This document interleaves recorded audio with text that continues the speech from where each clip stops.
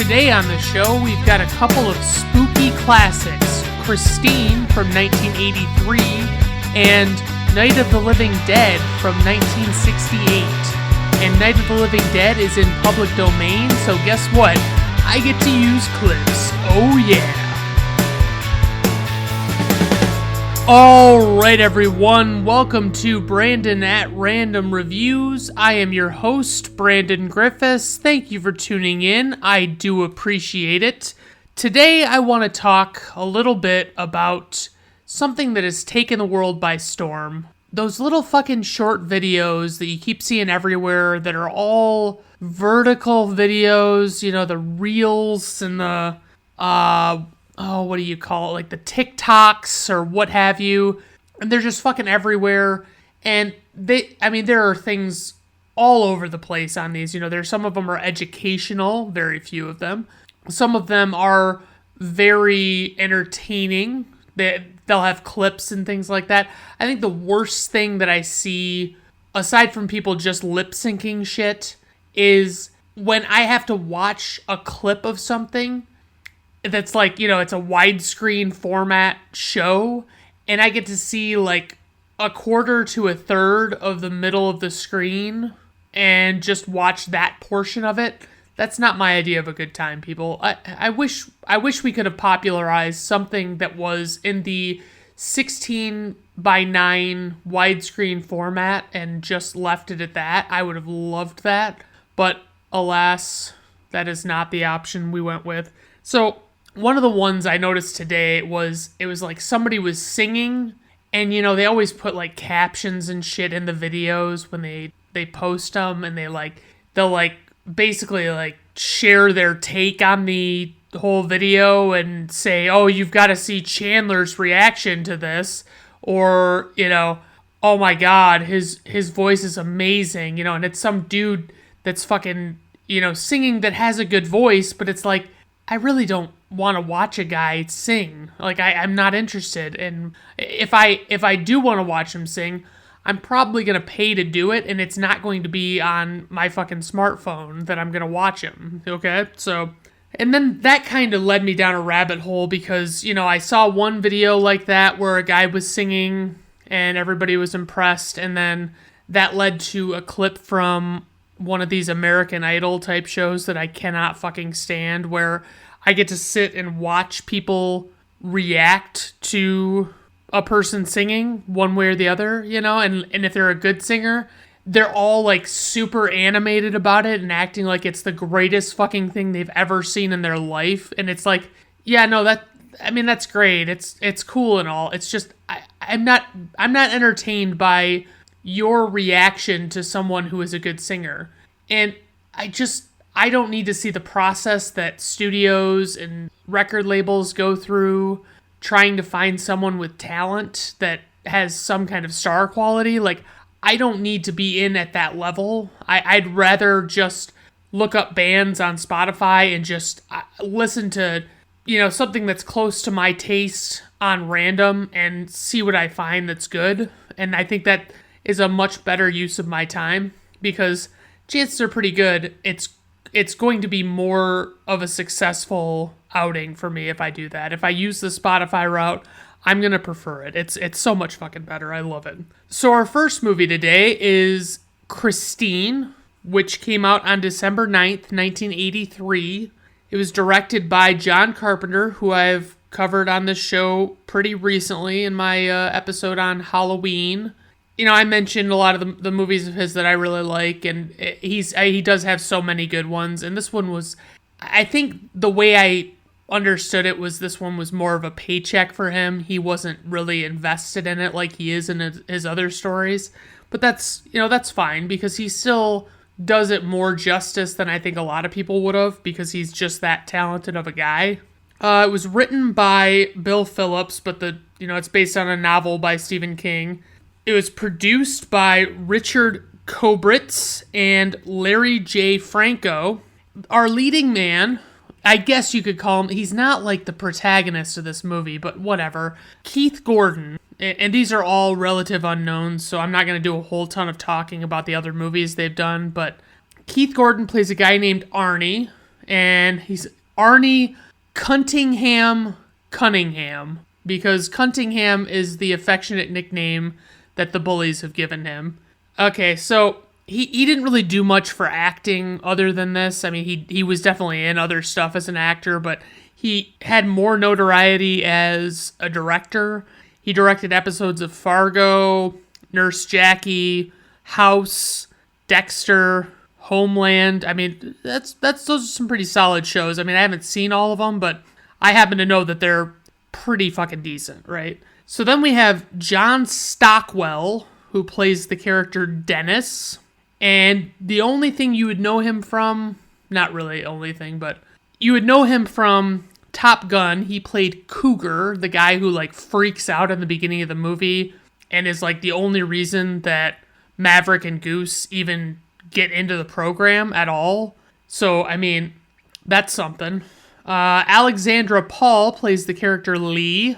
She had a twin sister who often stood in for her. And I don't mean like, I mean like in the true sense of like a stand-in, but like, you know, they used to play pranks, and, you know, a couple of times, I guess, like, the sister was actually, like, on screen when she wasn't supposed to be, and they didn't realize it, and nobody said anything, and it's just, like, it's one of those things that I'm like, gosh, you would think, like, because I find the jokes that twins can play pretty lame, you know, like, I get it, you guys look exactly like each other, that's fucking amazing, you know, like, hooray for you, but, like, to still find that fucking hysterical when you're in your 20s, it's ridiculous. So, I mean, there's that. And then she was also in Spy Hard, which was a Leslie Nielsen movie, and she was in Dragnet with Dan Aykroyd and Tom Hanks, and I'm still on the fence about whether or not I want to see that, because I've never heard anybody tell me, oh man, you gotta check out Dragnet, that's such a good one. It's early enough Tom Hanks that he's still a comedic actor, and it's Dan Aykroyd, and Dan Aykroyd is one of the biggest fucking rolls of the dice you could fucking throw. Harry Dean Stanton is in this movie. He plays Detective Junkins, which is a name, and he was in Alien, The Green Mile, Paris, Texas, which I saw all sorts of shit about how I needed to see Paris, Texas, and every fucking internet list that's like, you know, these little known movies are, you know, ones you've got to see. And I check out Paris, Texas, and it is a fucking bore. And it's just, it's so fucking slow. And it's like, it's good by the standard of this is like an independent type movie and this, that, and the other thing, but it's not like a solid movie in my opinion.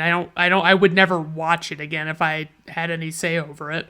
He was also in Fear and Loathing in Las Vegas and Escape from New York, which is another John Carpenter movie. Couple of casting notes. Kevin Bacon was offered the lead role of Arnie, but he turned it down to appear in Footloose, and I think that was the right call for his career.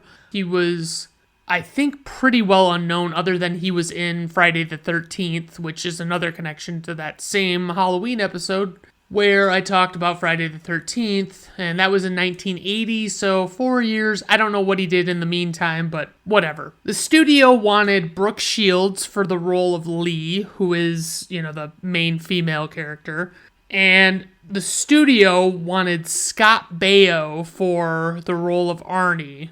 And ultimately what they did here was they just decided, hey, let's go with unknown actors or generally unknown actors and just put them in this movie, because we don't need a bunch of top dollar actors, you know, clouding this movie up. And I'm like, I feel like that kind of hurts you, you know, like you can do that if you want to, and sometimes it's successful, but a lot of times it turns people off to a movie. If they're like looking to see it, they're like, well, who's in it? You know what I mean? Oh, there's some movie called Christine by, you know, Stephen King, even though the book hasn't come out yet at this point. You know, it's like, yeah, but who's in it? You know, like none of these people are familiar at all, even a little bit, to me at least. I mean, I recognize them, that they've been in stuff since this movie, but it's not the same as, I don't know. It's tough to say. So, basic plot synopsis. A nerdy high schooler finds the car of his dreams in a 1958 Plymouth Fury that turns out to be sentient and murderous. Yepers. That's what we're dealing with here. Stephen King has turned virtually everything you can think of into a horror movie, so it's not surprising when things like this come along where it's like, all right, I guess we're having a car monster type thing. All right, let's do it, Stephen King. You just tell us when you can get the book by. I noticed almost immediately in this movie, the movie starts and they're on this assembly line, and this is, way back when in the 50s or whatever. And, the car is on the assembly line, and they basically are, like, setting up that this car is evil. And, like, a couple of people end up dead, and it's just ridiculous, like, they're on, like, the end of an assembly line because the car is all put together. And, I mean, this guy is checking around it, and the car kills him, and then another guy gets in the front seat, and the car kills him, and it's like, it's all a little kooky the way this car is, like, it's kind of confusing. You don't really know how this car is killing a lot of people. I mean, it's pretty obvious with some, but it's like you don't really see everything that's going on, and it's a little frustrating. But they used the song Bad to the Bone by, I think it's George Thorogood and the Destroyers. Yeah, sure, let's go with that. I don't mind the song. I just don't like what the song always seems to stand for in any movie. It's like in the beginning of T2, I think they play when Arnold Schwarzenegger he breaks into the biker bar and he steals the biker's clothes, and he's got his shotgun, and he's like he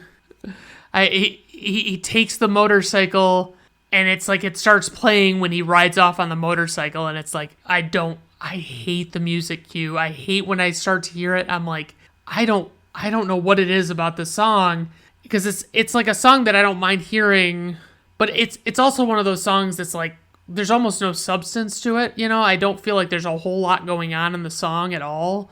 And it's not like it's got a catchy chorus. It's just, it's got a cool guitar riff, and that's it. They do a lot of, and this is actually a high point of this movie, where these different people are getting in the car, and this car is playing like old songs on the radio, and it's kind of like its way of communicating or whatever. And it's kind of nifty, I guess, if you're into that sort of thing. They play like a Buddy Holly song, and, when the guy gets in the car at the assembly line. At the beginning of this movie, they're setting up what, like, after the assembly line scene, because you don't really know, you just know that they're setting up what an evil car this is, right?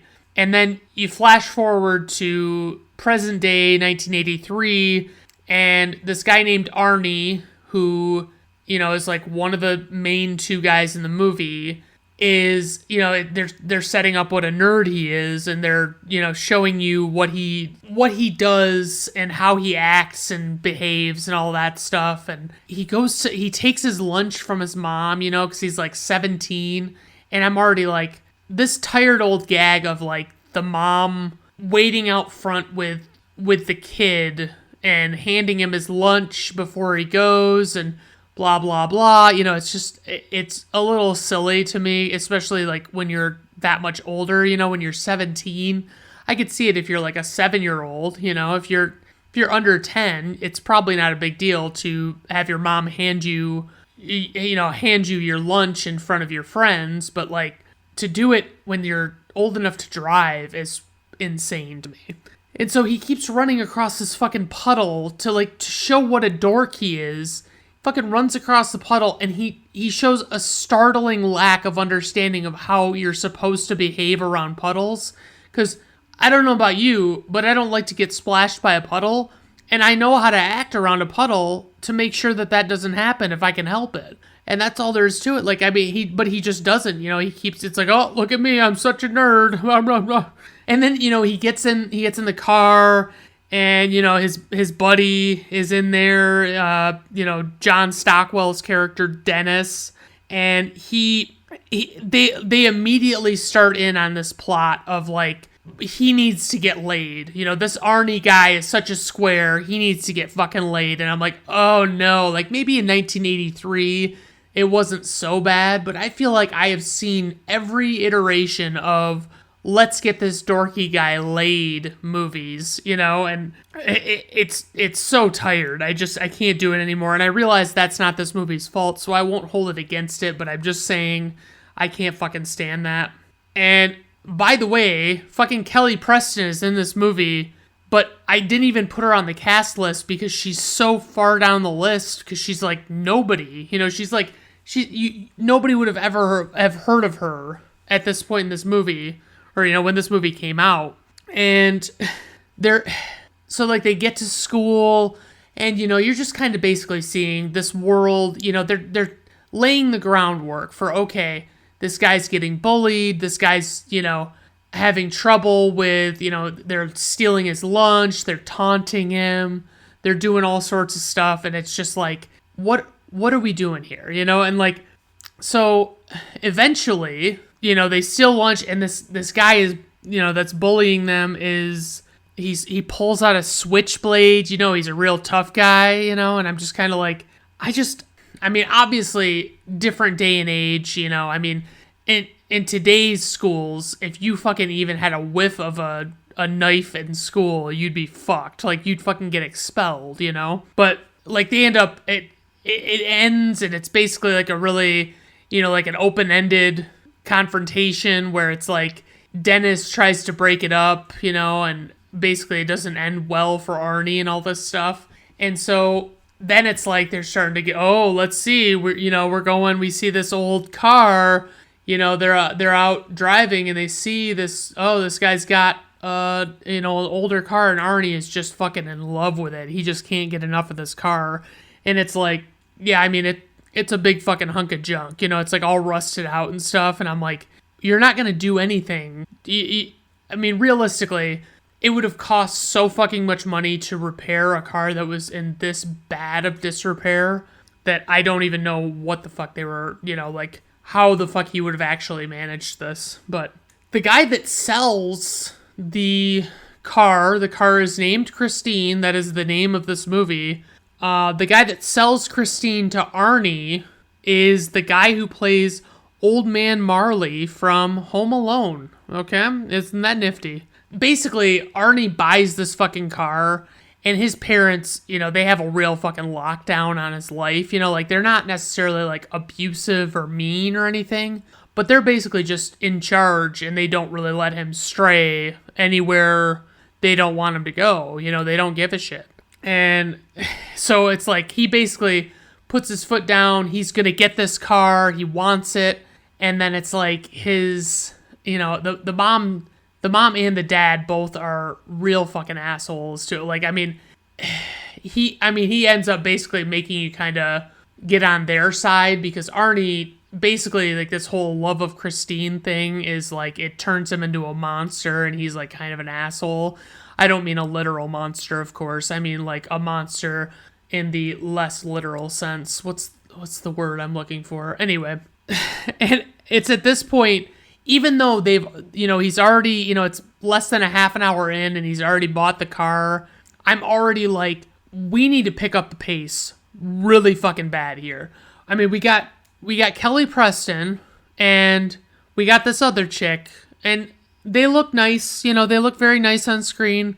They don't, I'm surprised that they chose the girl that they chose to be the main girl, because Kelly Preston, at this point, I can't remember what that other movie was that I remember her from in the 80s, but it was she acted she acted in something, and I can't fucking remember.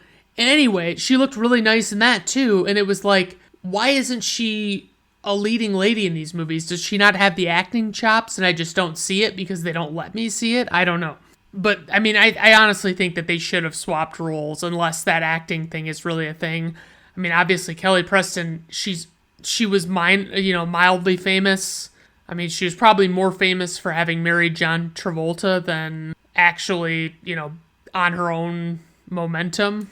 But, what can you do? So, at one point, one character says, I think it's Dennis says it to Lee. He says, "Hey, do you like music?" And to me, that question is always kind of like, hey, do you sometimes eat or breathe air? It's like, I don't know anybody that quote unquote does not like music. It's that they don't necessarily like all kinds of music necessarily, and that's fine. But I mean, that's what I'm saying. It's like, why are we asking, do you like music? Hey, like, what kind of music are you into? You know what I mean? That's completely, and I should be, fucking terrible at this, but apparently I'm better at it than dudes in movies are. So what the fuck? So anyway, I asked myself at this point in the movie, which is probably about a half an hour in or so, and I asked, am I to gather that Christine is turning Arnie into an inconsiderate douche nozzle? The answer to that question was yes, Brandon. Yes, Brandon from the past. That was exactly what was happening. Old Man Marley was basically like, Dennis goes back to find out what's going on with this fucking car because, Arnie's becoming this douchebag. He's just completely different. And basically, like, Old Man Marley just tells Dennis, he's like, yeah, that really fucked my brother up and blah, blah, blah. And, his brother, like, killed himself in the car, and his brother's wife killed herself. I don't know if he killed the wife and himself, or if they both killed themselves. I'm willing to bet it's the first one. And I don't understand, like, it's not clear, does Christine target people, like, does she find people that are weaker minded or, like, not as strong of personalities to, like, be able to manipulate more? That's not clear.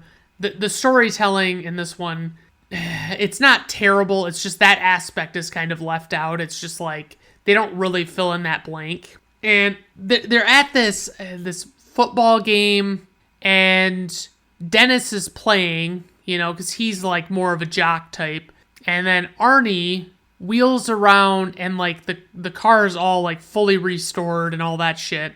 And there's like this, like, he brings the girl Lee with him, the main girl, and like Dennis has already asked this chick out, and she basically blew him off, and then apparently Arnie really won her over or something. But anyway, there's basically like an altercation where Lee almost dies inside Christine, and it's like it's inexplicable what's happening, and like this guy tries to help, and there's such a fucking weird, it's such a, like, all of these scenes with the car where the car is killing someone or trying to kill someone while it's sitting still, they're weird, like they don't jive in my brain of, like, what they're trying to say is killing these people, And so at this point, maybe like 40 minutes in or something, I'm talking like super slow burn with finally getting into the real plot.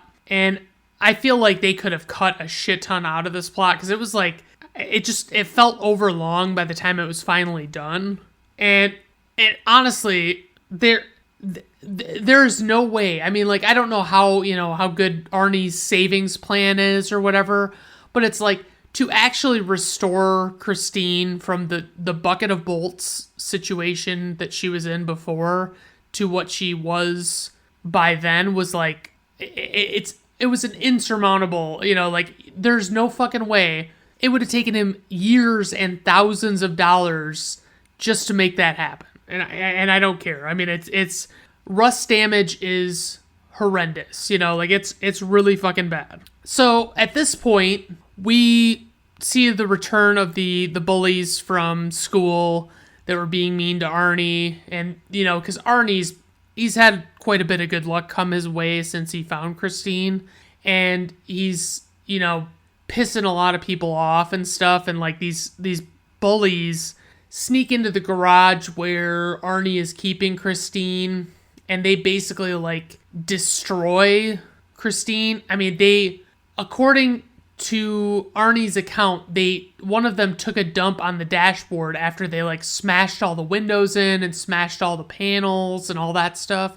And it's all a little strange, but it's like the sequence of Arnie actually repairing Christine after all that damage is done, of like what it looks like, I was really surprised. But while they're breaking this car to pieces, there's this white guy with this giant fro, and I'm like, who is that guy? Why do I know that guy? And then I look and I'm like, no fucking shit. It's the guy from the beginning of Ghostbusters that fucking gets zapped by Bill Murray every time he answers a question wrong. And it's him. And that's all anyone should ever know him from, is from Ghostbusters. And when Arnie gets into the garage and he sees what's happened to Christine, he's with Lee, and Lee is like, Arnie is looking off into the distance at Christine and not really acknowledging Lee, and he just keeps looking. And Lee keeps asking him, what's wrong? What's wrong? And I'm like, why don't you try and fucking look where he's looking and see if he's seeing something? You know what I mean? Just like, did you not consider that at all? Like, is that not an option?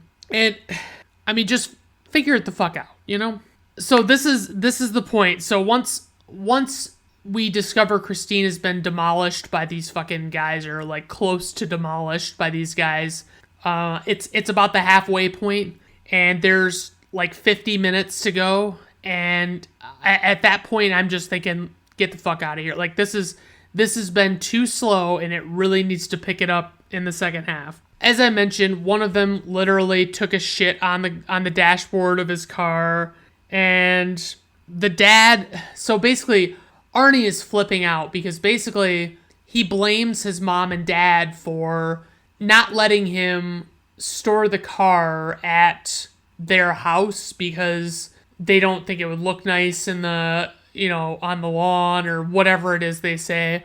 And basically he's bitching at them because this happened to the car, and the dad like tries to like strong arm him, and he throws Arnie against the wall, and then Arnie comes back like full force to fucking choke him, and the dad bitches out like immediately. Like, I mean, if I got the upper hand on my dad especially at 17, and I went to like choke him like Arnie did, my dad would have laid me the fuck out. Like, my dad would have never fucking he would have never let anything else happen where he was going to look like a fool at all. Arnie is all pissed off, and he goes back to the garage, and he's going to start restoring Christine.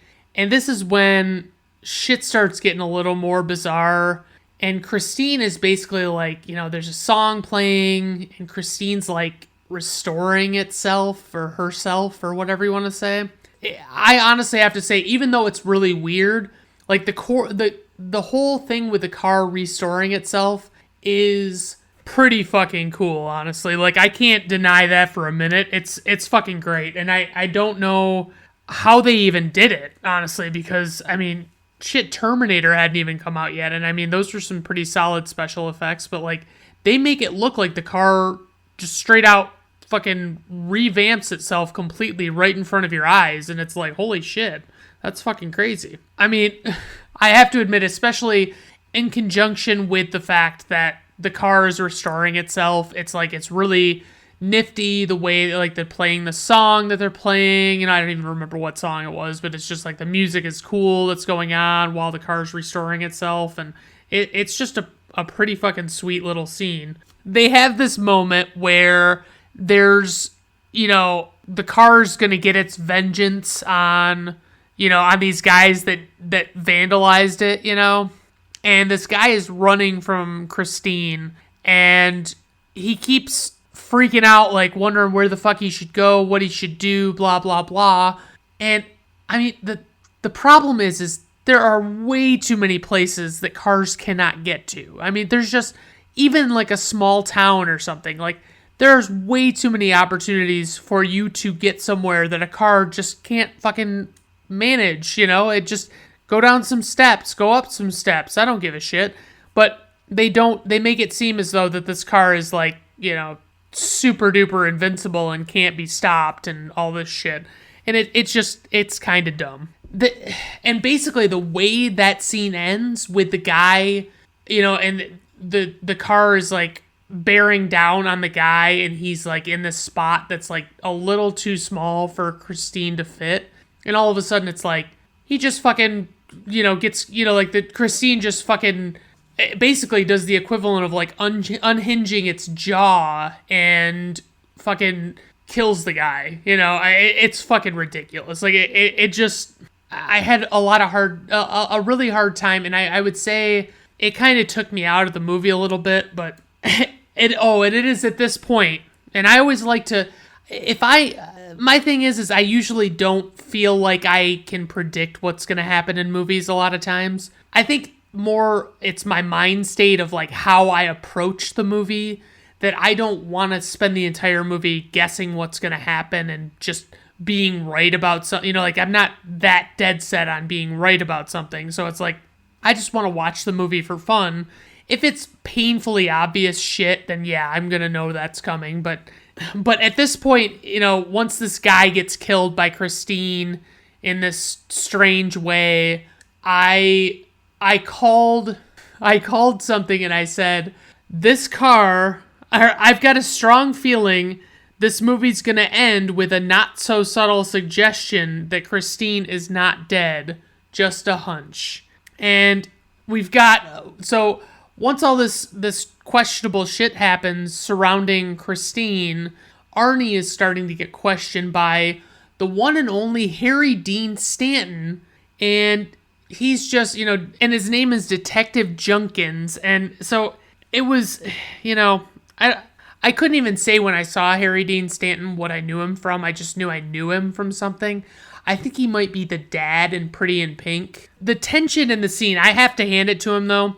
Harry Dean Stanton and Arnie are like, Harry Dean Stanton is grilling Arnie about what's going on and how, he's fixed this car and what he's done to it, where he got the parts from.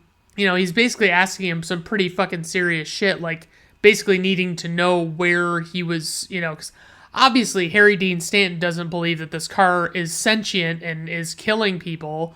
He assumes that Arnie is using this car to kill people, right? It's, the tension's really, really high in this scene, and, Stanton and Arnie are, they're at each other's throats, and, Arnie's kind of just talking his way out of everything. And there's like the next scene you see, I think, is like where Arnie, it's not Arnie, it's just Christine. And because like what they did with this car is they like tinted the windows out to make it so you couldn't tell whether or not somebody was inside it. And it's probably the best way to do it. I mean, I don't really know a better way.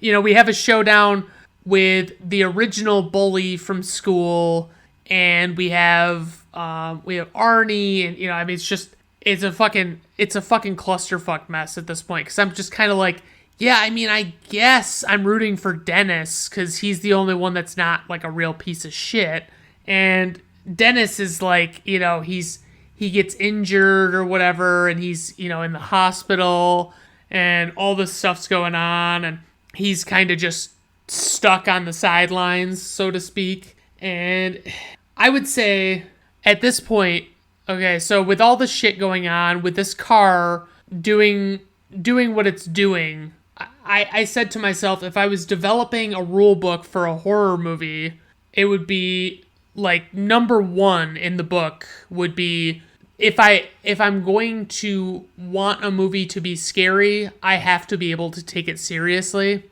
And that's where I had to draw the line with this one. Like I was at a complete loss for any semblance of taking it serious. And I understand you don't have to be able to take things 100% seriously, but like part of a horror movie, like part of the terror of watching a horror movie is the suspension of disbelief. It's, you feel like it really could happen to you. But like for me, I didn't get in my vehicle the morning after I got done watching this movie and like think it was going to take over and do something. Like I didn't get that feeling, like, do you ever watch a movie that like legitimately scares you, and then you try and go to bed that night and it's silent in your house and you're like, what the fuck's going, like every little things that, every little thing you hear, it just, you're like, oh shit, is that somebody? Is that something? Is that the killer? Fuck. One thing I noticed in this movie is during different scenes, they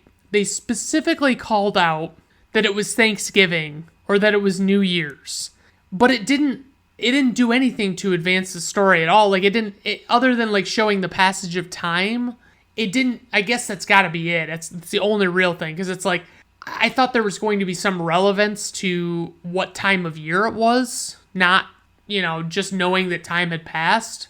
I don't know. It was an odd choice. So Dennis and Lee devise a plan because they're positive that this car is evil and it's turning Arnie evil. And so they go to the garage where Arnie keeps Christine, and he's gonna, they're gonna take a bulldozer and they're gonna, fuck this car up royal or whatever. And I mean, Lee and Dennis are getting pretty fucking touchy-feely with each other, but what can you do? I'm not haters gonna hate, so I'm not gonna be that guy. And it's at this point, like, not only am I not taking it seriously, but I'm like, I would need to have seen a lot more than these characters have witnessed themselves firsthand to believe that this car was literally sentient. Like when they have the big showdown, they've got the bulldozer, they've got a big front end loader on it, and like it's just it doesn't do much for me. Like it's the whole thing, it's just so wonky and weird to have like Christine and this bulldozer like dueling each other. It doesn't work for me. So that's the weird thing is, okay, we got the sequence earlier in the movie with Arnie, and he's like, basically watching Christine repair herself, and it's like a slow process, and it's almost like he has to conjure that out of her, and then it's like it becomes very uneven how Christine heals, like you don't really have a good grasp of how long it would take for the car to get better. And like at a certain point, this car is just fucking fixing itself right up. It's got fucking healing powers like fucking Wolverine or something. Like I don't even know how it's actually doing it, but anyway, they do it, and it doesn't make a whole lot of sense. And at the end of the movie, they crush the car, and they're standing there with, I think it's Harry Dean Stanton is there, and it's Dennis and Lee. And I don't remember. God, it's only been like, this is how my brain works. It's only been like 3 days since I watched this movie, and I already can't remember if Arnie dies or if he lives or what happens to him. And they're standing there anyway with Dennis and Lee and Harry Dean Stanton, and this crushed car is sitting in front of them, and they're kind of like wrapping things up. And of course, as I called early on in the movie, the fucking car, like they do a little wink at the camera at the end of the movie, like, uh-oh, this little part of the crushed car moved, it's still alive, it's like, okay. And I mean, so that's what I'll say. This movie, the effects were pretty fucking solid. I really liked what they did, and it didn't look like shit even in the least. Like, I was very pleased. And hopefully it's just my bad vision and it's really bad and the world's not turned upside down on itself. But the acting was definitely sincere in this movie. It was not like there was bad acting going on, really.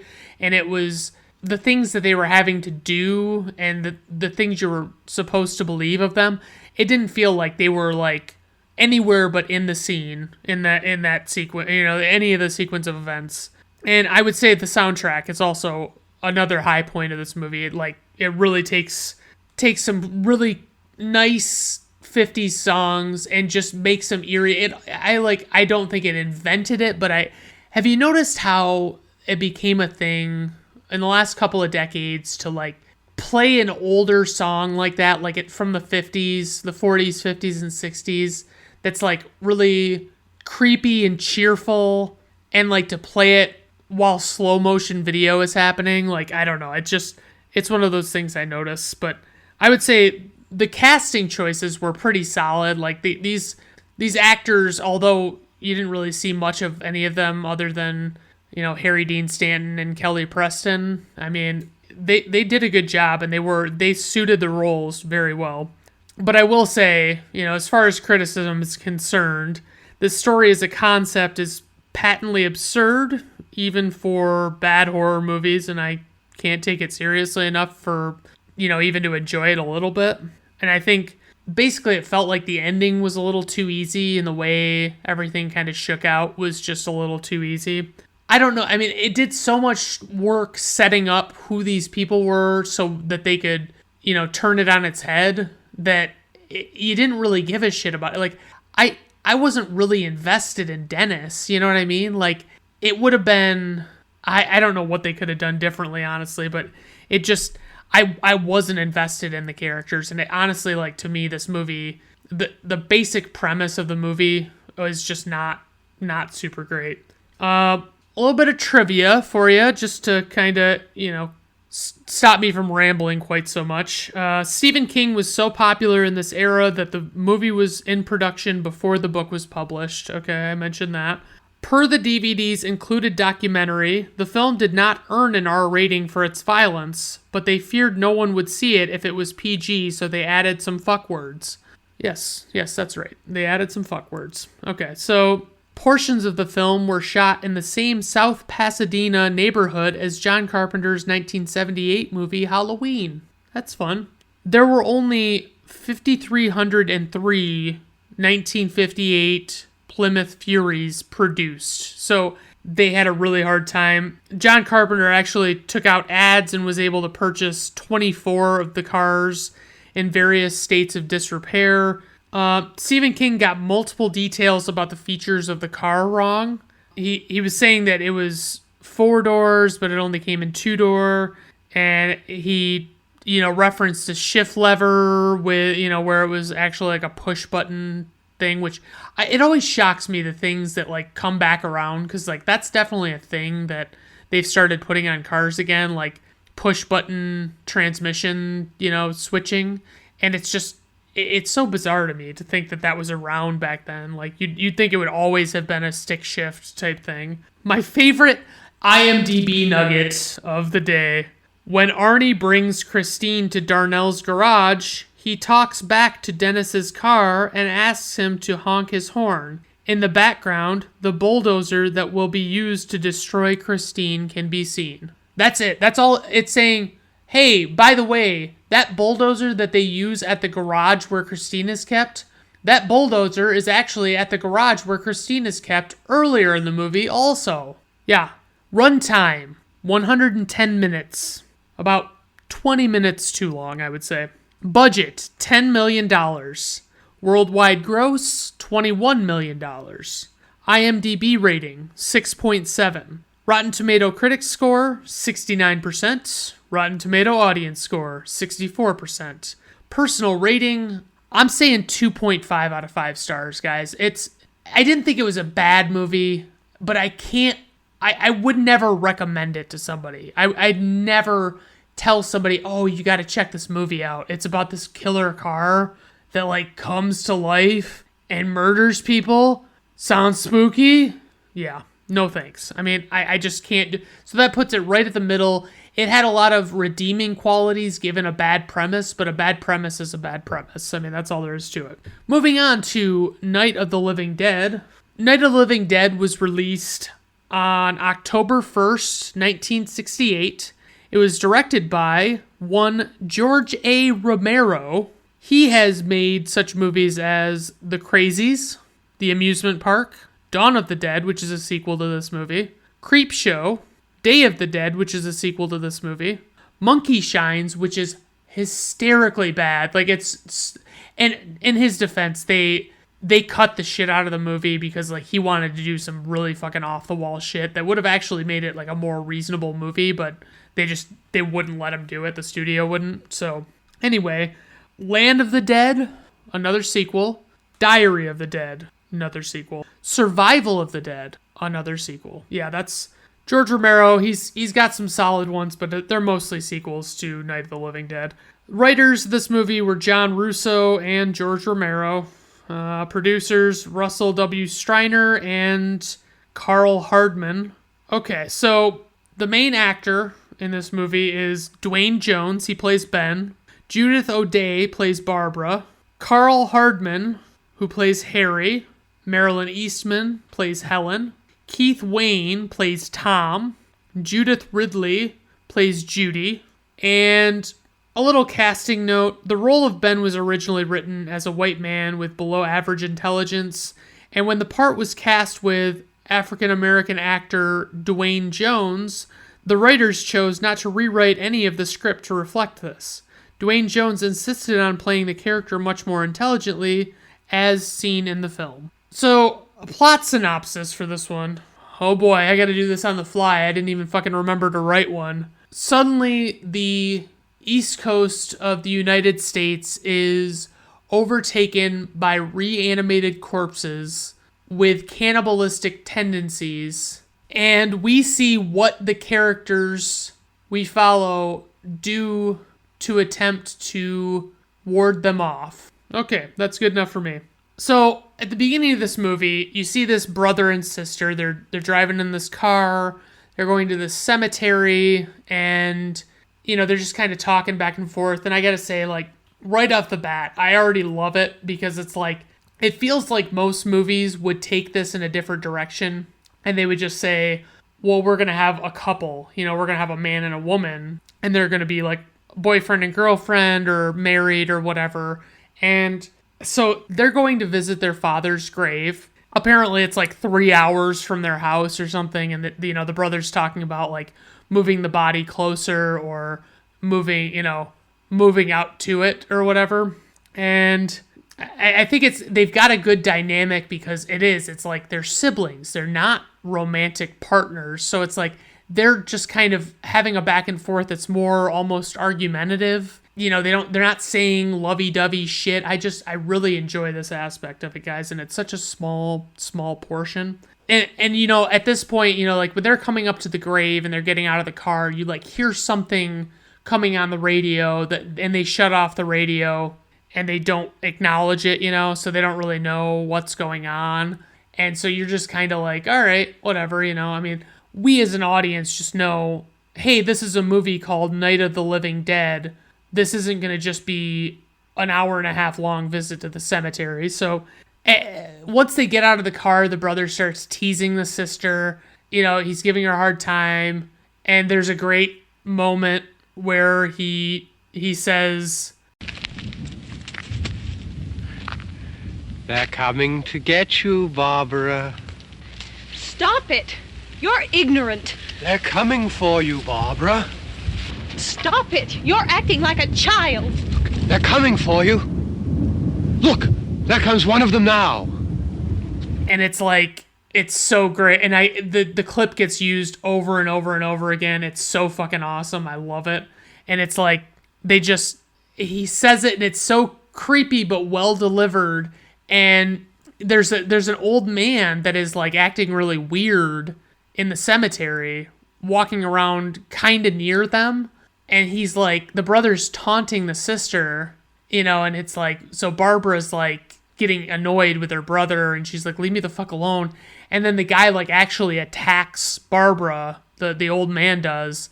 And so the brother like breaks it up, but the brother basically gets bitten, which, by the way, if you don't know much about the old Living Dead thing, that typically is how you get turned into a living dead person, is by, getting bit. So, and then they do the thing where, it's like in a lot of horror movies, people always run and they like want to lock themselves in a car. They're like, fuck you, I'm not doing cardio today. You know what I mean? Like basically that's the way it is. It's not like it's weird because like I forget this about zombies. Maybe I'm just not used to it in like modern zombie movies, but the guy, the zombie outside of the car that's trying to get Barbara, he like goes and grabs like a brick or something to like hit the window. And I was like, I didn't think zombies like did that, but must be they do, because this movie says it, and this movie is The Godfather, although not the original zombie film.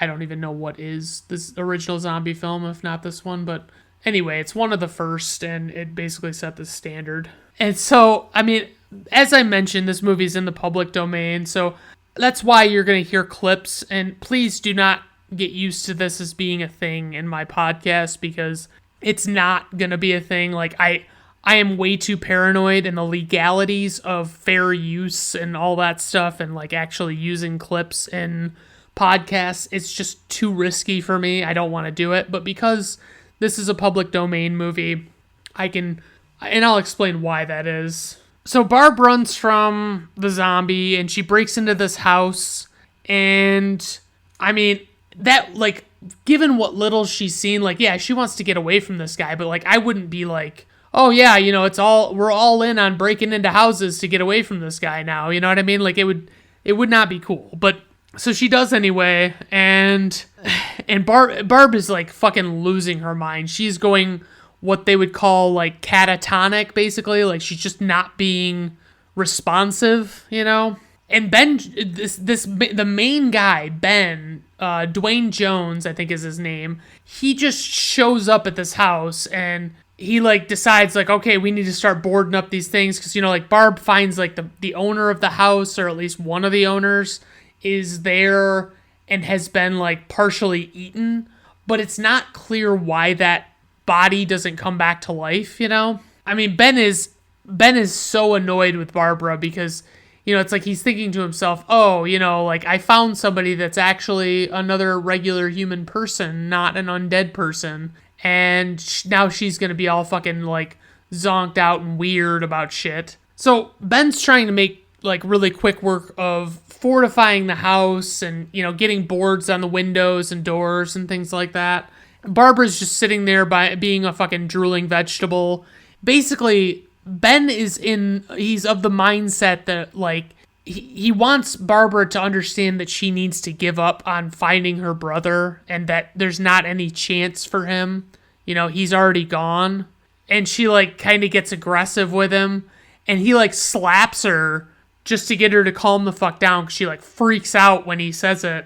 And all of a sudden, these guys just appear out of nowhere from the cellar, and it's like, well, who are you? And they've just been fucking hiding there for a while. I mean, it's funny because there's so much cool back and forth stuff, you know? Like, I mean, just the interactions that these people have with one another, they feel genuine. They feel like conversations you would really have if you were in this situation. They're not talking about stupid shit. They're not saying dumb things. And, you know, and I also like the fact that, like, you get different personality types with every, you know, group of people. You're going to get people that are all for a certain way of thinking, and they're all going to be against another way, you know? So it was such a good development in the story, because it's like, once you get this added, you know, because it's just like, if it's just these two, you have to realize that they're fucked. You know what I mean? Like, if it's just two people, if it's Ben and Barbara, no. I mean, I don't. So to set the scene for you, we have Ben, Barbara, and then we have the two couples from the cellar, and one of the two couples has a child, okay? And that child is getting quote-unquote sick, okay? Harry and Helen are at the house. They're seeking refuge from the monsters, and, you know, they had their car turned over, and one of the monsters bit the daughter, and she's been a little sick ever since. And the other couple is Tom and Judy. They're the ones without the kid. And so Harry and Helen, you know, Helen's been watching the daughter in the cellar, and Harry, like, Helen is just had it. She's had it with Harry's shit, you know, and she just, everything she says, she's like, you know, it's all dripping with disdain, and it's like, she's like, wait, what? They have a fucking TV up there. What do you mean they have a TV up there? You know, why wouldn't you tell me that? This place is ridiculous. Look at this. There's a million weak spots up here. Give me one of those.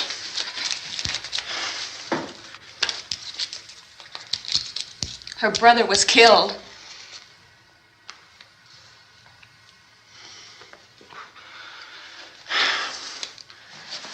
And they talk about these windows.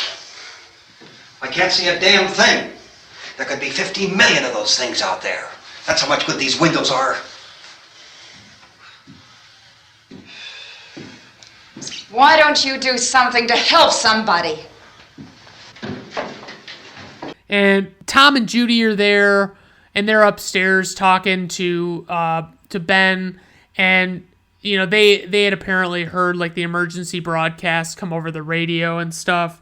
So Tom helps Ben out with boarding up shit in the house. The number of these they call them ghouls in this movie. Like the word zombie, I don't even know if it existed in this time, but the ghouls are like increasing in numbers, right? And when they get the TV out and they start watching it, the broadcast describes the bizarre wave of killings on the East Coast, and they describe the ghouls and what they're doing and how to kill them.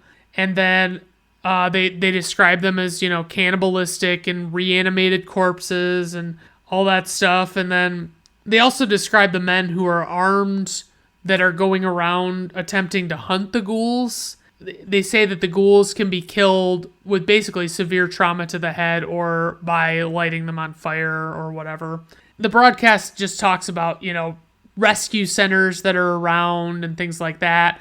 They talk about, and I always forget about this, but like they basically give it this backstory that like why these undead people are coming about.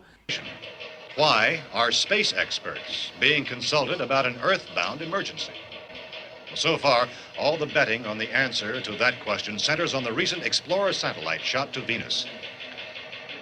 That satellite, you'll recall, started back to Earth, but never got here. That's the space vehicle which orbited Venus and then was purposely destroyed by NASA when scientists discovered it was carrying a mysterious high-level radiation with it. Could that radiation be somehow responsible for the wholesale murders we're now suffering? And honestly, so one thing, I mean, this is a really low budget movie, guys, so just bear with me, but the guy who plays Tom, I mean, solid character, not a great actor, and they needed to have like as little focus on, and I guess they did, they wanted to put as little focus on him as possible, so I understand it. And they show like the little girl in the basement, and she's kind of dressed like Veruca Salt from Willy Wonka and the Chocolate Factory, and honestly, like, I mean, it's hard because it's like I would have loved to have been able to see this through someone in 1968's eyes, like where you don't really understand what's the premise here, like what's going on, what's going to happen to this girl who bit or who got bit. And Ben is showing that he has some acting chops. I mean, he's definitely standing out, especially against Tom. And I mean, every interaction you see in this movie it feels so right. You know what I mean? It just feels like it's so well done to me. And I do want to point out that all these citizens taking up arms, it's questionable. Like they're questionable. I don't know if they'd have the best of interest of everybody at heart. And so they devise this plan, Ben and the rest of them, that they're going to try and get to one of these rescue centers, that they're talking about on the news. So they've got to go and they know where there's a gas pump, and they've got to take this truck over to get some gas with all of these fucking ghouls outside. And they're just, they go over, they're going to use fire, they're going to use Molotovs, they're going to use different shit like that. And so they go over to fill up the truck, and basically accidentally Tom and Judy are in the truck, and the truck catches fire and explodes, and so they're dead. And then basically like through the mayhem, like they're back, and they're like Ben shoots Harry, and by this time Barbara's finally become like responsive and is acknowledging that she needs to fucking do something. And by the time she does, it's like too little too late, and she gets carried away by the ghouls. And so Ben goes and hides in the cellar, and I mean, basically he spent the whole movie criticizing Harry for saying that, the cellar is, not a good place to go. We've got to get somewhere safe or whatever. And so basically Ben hides, everybody else is dead, like after Harry dies and the daughter she succumbs to the illness and becomes one of the undead, and she eats her father's corpse, and then she stabs her mother with like one of those trowels that you use for like spreading cement or whatever. And so it's like everybody's fucking gone, like that the whole, in like a blink of an eye, basically, all you've got left is Ben out of these like 7 people that were at this fucking house, right? And so Ben stays in the cellar, and you've got these guys that are prowling around that are trying to kill all these undead. And, basically, like, Ben kind of gets a feeling like the coast is clear, and he hears them out and about. He knows they're not the undead. And he goes out and, like, he goes to try and get to, like, he goes by a window, and one of the guys sees Ben. All right, Vince, hit him in the head, right between the eyes. Good shot. Okay, he's dead. Let's go get him. That's another one for the fire. And fucking shoots him right between the eyes. And the movie is fucking over. And it is just it. Like, it is done. And it's like, holy shit, man. Like, that's fucking wild, Like, I can't deny that it fucking gets me. And it's still, to this day, it's fucked up. It's a great fucking ending. I mean, They insisted that it not have, a wine and roses type ending. And I would say that that's, like I mentioned, it's very, the movie is very real. It feels very grounded in reality, and it's not ridiculous or stupid. It's very basic. Like, yeah, if this actually were to happen, then this is how it would go down. And this is probably the kind of shit people would talk about. As far as criticism, I mean, obviously it would have benefited the movie to have a higher budget, but that's, there's nothing that could be done about that. So I really don't have much criticism for this movie. I guess I would say the pacing is a bit wild. I mean, but it is what it is. Like, it just feels like you're taking a glimpse into their life, Some little trivia for you guys, because there's quite a bit about this movie. The initial budget for this movie was $6,000. There were 10 investors, and each of them invested $600. So this was like in the mid 60s. And then they quickly realized that, they kept upping the ante and trying to get more because they realized they needed more. And then they realized they were like, okay, we really need to fucking fund this movie. And they raised $114,000, which is roughly $941,000 by 2022 money, which is impressive because, I mean, honestly, I could probably make a pretty okay movie with $941,000, but then again, I've never actually tried it, and I don't know how much work really goes into it, so, I won't be too bold here. The script started as a horror comedy about an alien who comes to Earth and befriends teenagers, and it evolved into what it became, which is very different from that. Romero drew heavy inspiration from the 1954 novel I Am Legend, which obviously became a 2007 movie with Will Smith. The film notoriously never uses the word zombie. Romero referred to the reanimated people as ghouls. The budget drove the concept of the plot to put the actors in one location and have the danger come to them, which is very clever. It's very well done. Black and white was used to save money. It kind of has a cascading, because I think it's easier in general just to shoot in black and white, but on top of that, like, all of the effects, they don't have to be in the right color. You know what I mean? So they can use different effects than what they normally would. Early titles of the movie included Night of Anubis and Night of the Flesh Eaters. They changed it to Night of the Living Dead because a movie called The Flesh Eaters had already been produced. While they were changing that title, they accidentally removed the copyright notice that was required at the time to have on the title of the movie on screen. And so basically that sent it immediately into public domain, which is Like, I mean, it's done wonders for the genre and, like, everything about it, but at the same time, I mean, you feel bad for the guys, because, I mean, like, with as successful as it got, I mean, you have to be fucking bitter about it every fucking time you see. There was a lot of controversy surrounding the gore and violence in a time when many were pushing for a more robust rating system, and this was actually, like, a month before they enacted the rating system. So this is the last movie to not actually be rated, or one of the last movies not to be rated. As of 2019, Amazon, this is due to the public domain thing, but as of 2019, Amazon.com lists editions of Night of the Living Dead numbering 13 on VHS, 130 on DVD, 12 on Blu-ray, 1 on Blu-ray 3D, and 56 on Amazon Video. Wow. Bosco chocolate syrup was used to simulate blood, same way they did it in Psycho. I've heard this Bosco. I heard it referenced on Seinfeld.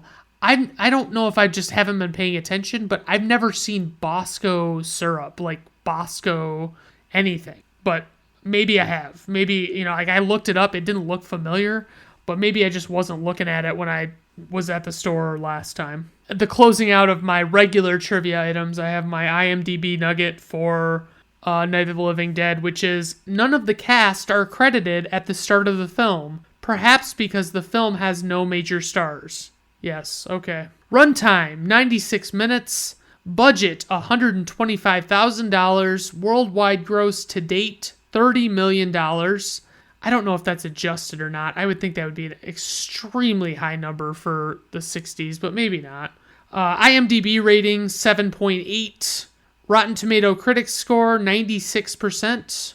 Rotten Tomato audience score, 87%. Personal rating, 5 out of 5 stars. I'm shocked to say it myself, but I actually do really love this movie. And if I thought the money would actually go to the people that made the movie, I would buy a copy of this movie, but I don't have any reason to. It's on every fucking streaming service that you can think of. I don't even know. I mean, there are probably some that it's just not on for the fuck of it, but it's like, if you're Netflix, why would you not take a free movie? You know what I mean? A free streamer, as always, suggest your movies, suggest your fun stuff for me. Let me know if you don't like something, if you do like something, if you want to hear more, if you want to hear less, whatever. Please, keep your chin up out there. Have a good night.